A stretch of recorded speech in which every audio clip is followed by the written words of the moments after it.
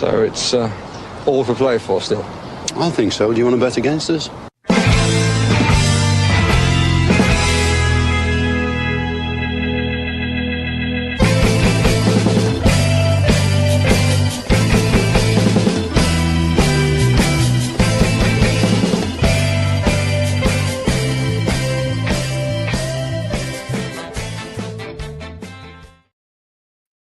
Hello, villains, and welcome to For the Love of Paul McGrath podcast. And Jay, I don't know, you picked a bad game to have your first time on the post-match pod. It was a stinker of a game. Game really kind of went flat and failed. Nothing really came of it after Tyrone Mings got injured. But Jay, welcome to the pod anyway, and we'll try and talk about this game because I'm exasperated. I think with a lot what went on today.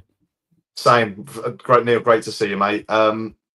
First of all, the Mings injury, mate, has just completely changed the game. I feel, we know how, I don't know, influential he is and how sort of commanding and everything else. But for me, it just totally changed the shape. Luca Dean going into the back of in the centre of defence.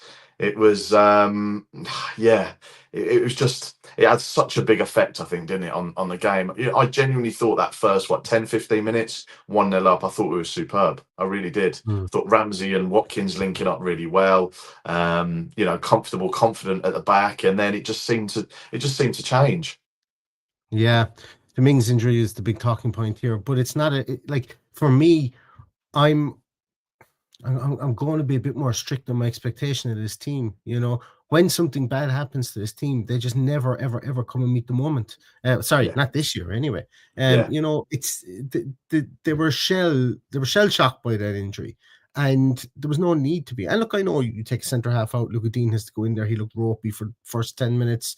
He was fine afterwards. I thought Matson was shaky through the whole game. Yeah. And there's.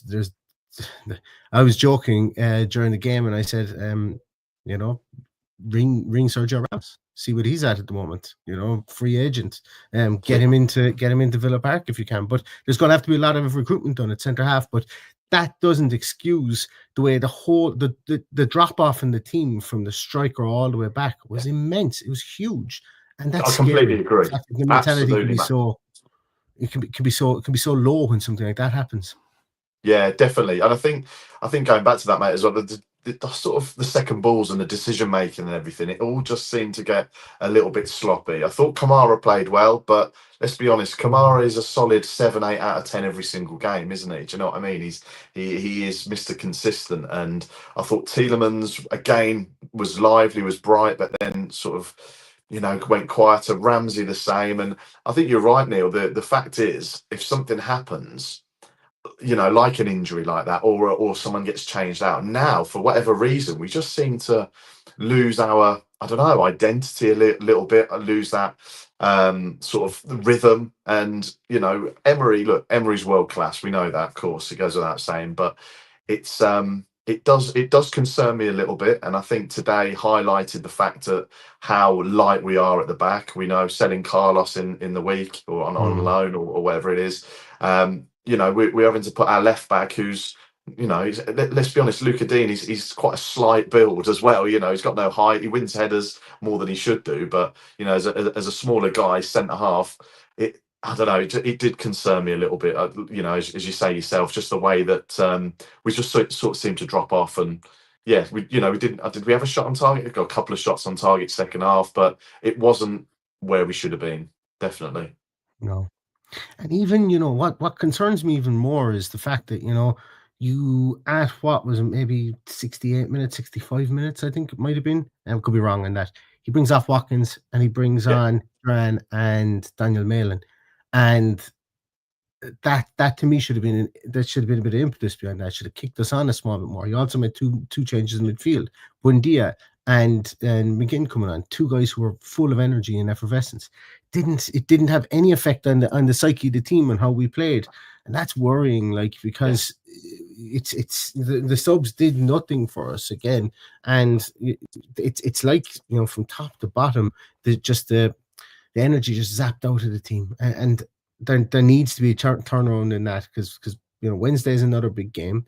I'm not having the Champions League hangover piece anymore. We're well past that, and I don't know. I'm a bit low after that game.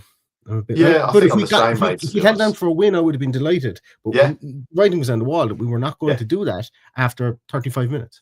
Yeah, definitely. I think, you know what, if that we'd have come away with a 1-0 and played like we had there, okay, do you know what? A win's a win. You know, we don't always have to win pretty, but I think yeah, like you say, for me, I thought Watkins was playing really well. I thought he looked sharp. I thought he looked, you know, lively. He was winning headers, winning the ball, holding the ball up, playing in Ramsey, you know, into the channel. As soon as he went off, we didn't do any of that. We you know, I think we've got this, I don't know, throw Duran on and he'll score sort of mentality. And look, he has done. Let's not sort of beat around the bush, but he hasn't scored for a little while.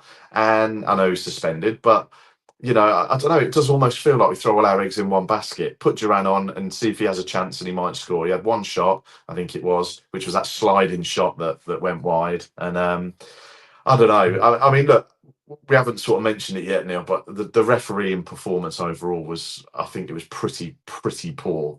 You know what I mean? There was a lot of pettiness. There's a lot of throwing themselves to the floor. But, you know, at one point you saw McGinn getting grabbed round the neck and pulled back.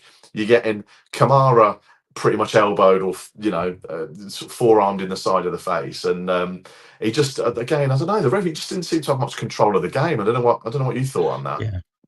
Yeah, I know ref was poor. He was poor throughout. You know, he had decisions to make. Like, should Luka Dean have even been on the field? That's a swinging elbow. You know, we've spoken about that quite a lot in the last couple of weeks. You know, there was a lot of yellow cards given. Second yellow card wasn't given at one stage in the second half to West Ham. I thought he was bad. I thought he was poor. Peter Banks thought he lost control of the game.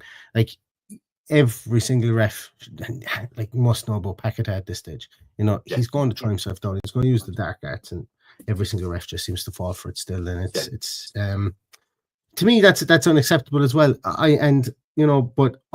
The refereeing performance today, while it didn't help, wasn't the reason that we drew the game today. And I think someone had that in the comments, so I'm giving you your bingo square on that. Whoever had that one, it wasn't the reason. We were a bad outfit today, especially after we went 1-0 up, and it could have been so much better, because it could have been 2-0 up, and then maybe you can offer a bit of control in this game. But like, everything was just sucked out of the team when Mings went off, and that's not good enough. I'm much not as I love Tyrone Mings. I want him to get well soon and everything like that. The team cannot have just drop that level when one player goes off. It's okay to feel sorry for your friend, but you can't do it.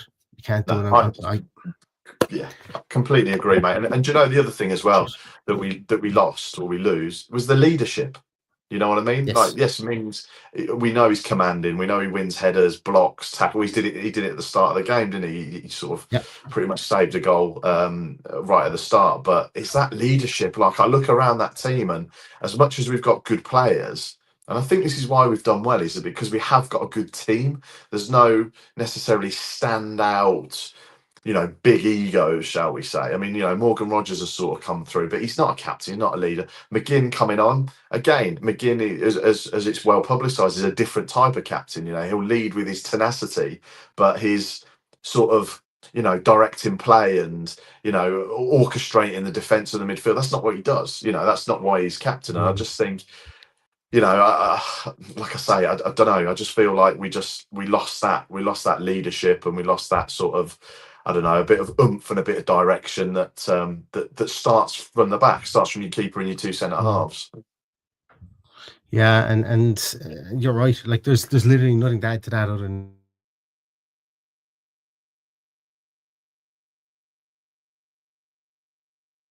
say that your door, people are going to have to come in the door. And I know they won't be eligible to play against Celtic, and we could very well see a situation whereby we've got Sils Finkles and Ezri Konsa against Celtic. Look, that's probably what I don't want to see Digne at centre half again. I don't. What do you think about bad? What do you think about Bogard, Neil? Sticking him centre half. I thought he was the one that would have come on, but he didn't. I think if it looked like there was a lot of confusion on the bench. Emery was always up in the stands. That's very confusing. The obviously warming up, they were talking about maybe bringing him on. Then they brought Maatsen on, and look, I'm not sticking this on anyone. And you know, we were talking about Duran a moment ago. This game, we didn't lose this game because Duran. Don't be silly. We're not suggesting that, and I'm not suggesting that we drew this game because of Ian Maatsen. But I've not seen a whole pile of him since his £35 million move, and if he is to get you can see why Unai Emery isn't playing him, because from a defensive point of view, he's there for the taking, and I think Unai Emery, until he gets these three at the back situation, because I firmly believe that's what he wants to do. When you've only got two centre halves, you can't do it.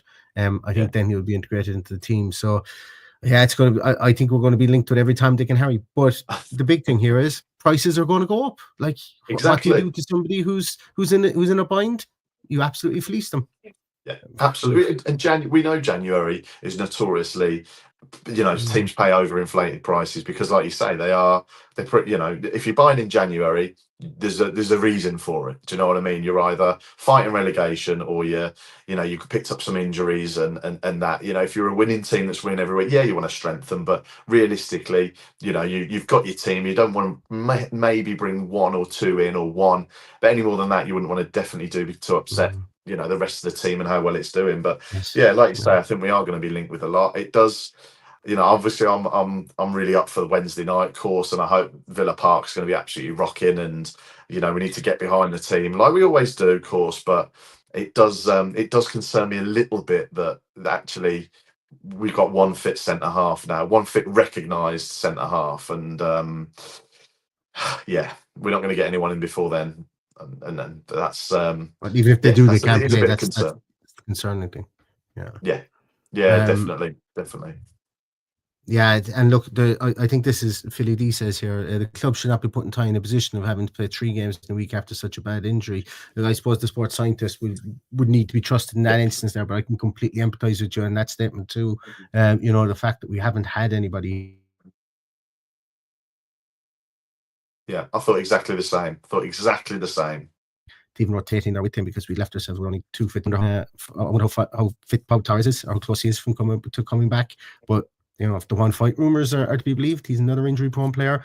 Bad isn't happening. Isn't going to happen. I wonder do they go looking for somebody on loan. Clement Longley isn't getting much game time at I think it's Atletico he's at now at the moment. If you bring him in. Him in on loan, we're not in a position we want to be. But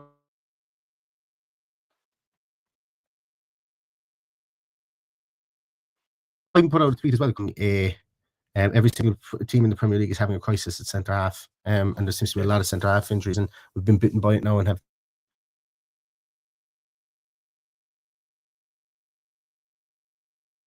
two players. The Rangers can take some blame for where we are at the moment, and it's okay to blame to point the finger at Unai and Demonchi and stuff like that. They will have opportunities to make up for it, but they need to start doing it quickly now, because at the weekend we've got Wolves. We're 3 points behind the European places at the moment, and we need to recoup those 3 points, because today is 2 points lost in my view, for sure. Yeah, I agree. That's two big games now, as you say, mate. Celtic on Wednesday, Wolves on Saturday. Look, every game's a big game. We need to. You look at the likes of Bournemouth and Forest, gate crushing the top 6, 7.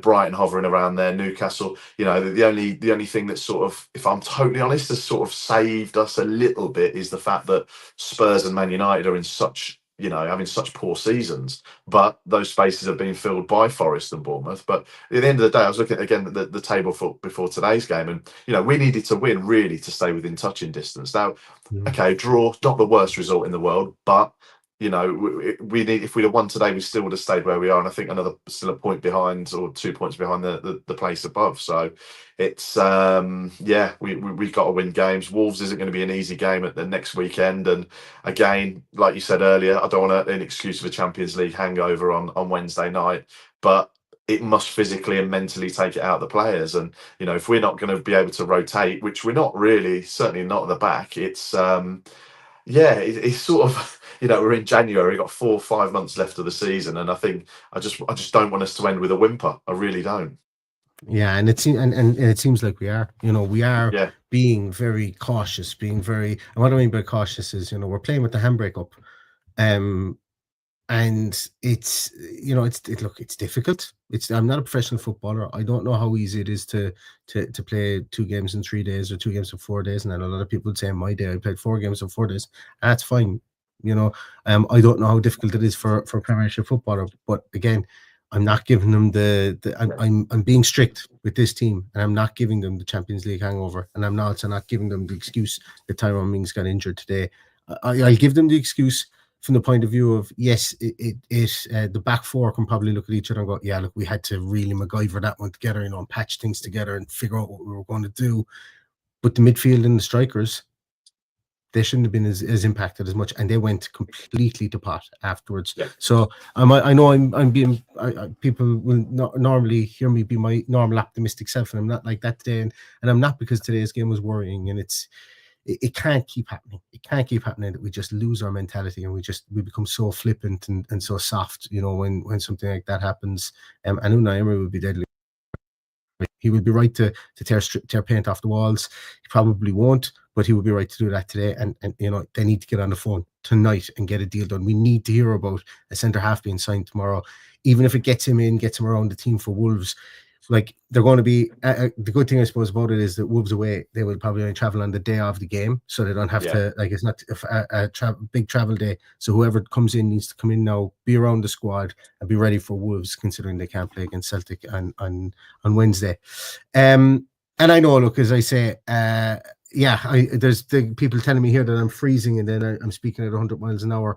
Apologies about that. I can see that my internet is going crazy here. So yeah, it's okay. It's all right at the moment. It did have a couple of seconds where it was doing it, but yeah, it's been pretty clear now for the last couple of minutes. I'm getting big red warnings saying my internet is slow at the minute. So we might wrap it up if that's okay with you guys there. Course, but Jay, thanks a million for coming on. We hope to have you on a lot more in the future. Trying to expand. Like, there's a lot of times that Paddy might be around the next couple of weeks. And there's certainly a lot of times with my wedding coming up soon. And I've just realised, guys, man, I dropped my phone there a moment ago. I'm after smashing the screen of my phone. So, oh, mate. It's frozen again. Here's my dog, by the way. But I'm after, I can't really see it there. I make complaint.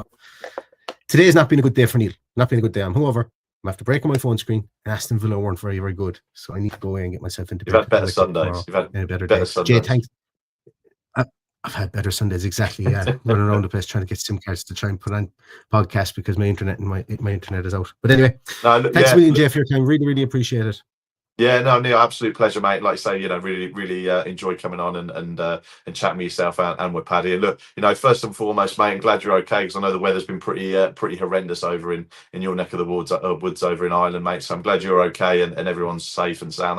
That's all that matters, mate. Football's trivial. We'll always moan about that, but as long as you're all good, mate, I look forward to catching up with you very soon. Excellent. Thanks so much. And we'll see you Wednesday if you're going to the game. I'll see you on Wednesday. Tribe of God says, has Paddy sacked PM? No, he hasn't. He's off. No, he hasn't. No, he's killed today. So family comes first. I think everybody can attest to that one. Right, so we're going to leave it at that, guys. My internet, yeah, it's gone bad again. It's going bonkers at the moment. So I'm going to go and cry about my phone screen because my internet's going to go off in a moment. Thanks a million. Stay safe, stay healthy. And all that's left to say is up the Villa. Up the Villa.